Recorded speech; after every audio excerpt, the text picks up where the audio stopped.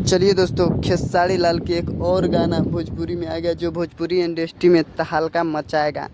जिस गाना के नाम है नाचा ये बम। नाचा ये बम में खेसारी लाल के जो गाना है, जो धमाल और बवाल भोजपुरी इंडस्ट्री में मचा के रख देगा। जो गाना है, जिस गाना के नाम है नाचा ये बम, खेसारी लाल के गाना, जो ये गाना भोजपुरी इंडस्ट्री में तहलका और धमाल मचा के रख देगा। जो भोजपुरी इंडस्ट्री में तहलका मचले रहता है। ये बात करें कि खेसारी लाल का गाना कब आएगा, तो ये गाना जल्दी ही आएगा। वो बवाल और धमाल भोजपुरी इंडस्ट्री में मचा के रख देगा।